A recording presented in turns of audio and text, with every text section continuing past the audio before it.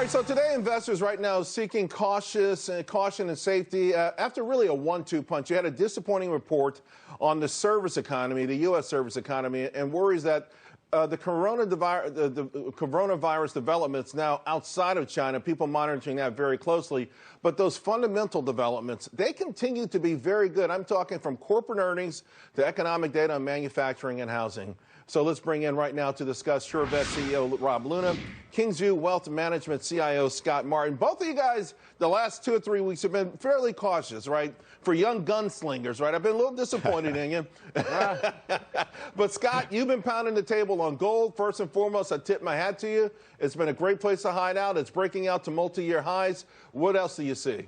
Yeah, you can call me gold member, I guess, Charles, like the Austin Powers movie, because I think that's where you got to be, frankly, to your question. And you're right about Rob and my's outlook the last few weeks, and it's not been just like timing the market or just saying, hey, things are going to get bad. It's just that looking at the charts, looking at valuations, and looking at action, it just seemed like the market wanted to come in. And whether it's coronavirus, whether it's a piece of economic data, how about doubts, guys, yesterday of the Fed being as, say, lenient and liquidity-driven as maybe we thought they would be a couple weeks ago? Those are just reasons that the market is, I think, doing these healthy pullbacks here. And after, say, a few percent, 5-7%, it's time to hop back in. Of course, though, Rob, we haven't gotten the 5 or 7% pullback. I think the best we've gotten recently was maybe 3, almost 4%. We just were at all-time highs. Less than maybe Thursday we went to all-time highs. So we get these 1 or 2 day pullbacks. I'm not sure if Rob can hear me, so I'm going to stay with you, Scott, until he gets his earpiece fixed. But we do get these short little pullbacks. And it looks more than it is. I mean, we're down 249 points. That's not even a full percentage point.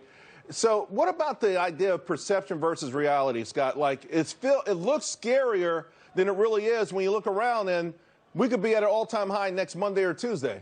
Yeah, and you're right about history. That's certainly proven to be the case. And that's why, too, you've got to take these pullbacks in stride and realize kind of what you said, what exactly they are, which is a couple percent of just some dislocation here. I will tell you, though, there are some names, Charles, that we've talked a lot about in the last several months that we've been in on. Workday, ServiceNow, NVIDIA, Palo Alto Networks, Splunk, Square. I mean, I could go on. There's another handful in my head that I could say. But the point is this. A lot of these names have started to put in these chart tops that aren't, again, all-time tops, but they're near-term tops that look like they're going to have some downward pressure on them. So if you're an investor that certainly is long-term, you use these opportunities to buy in more when the stocks drop and when the prices get lower. Right. But short-term wise, I think this is a time to start to lighten up on some of these names just to see if we do get that 5% pullback we talked about earlier. Rob, and to that point, the names that have gone up the most, obviously, when it gets a little, people get a little antsy, you take some off the table, particularly heading into a weekend. That's why the Nasdaq, I think, has gotten hit much harder than the other indices in the last 2 days. I mean, that's where you have the Splunks and the Amazons and all the other big names. So, again, you were relatively cautious as well the last time we talked.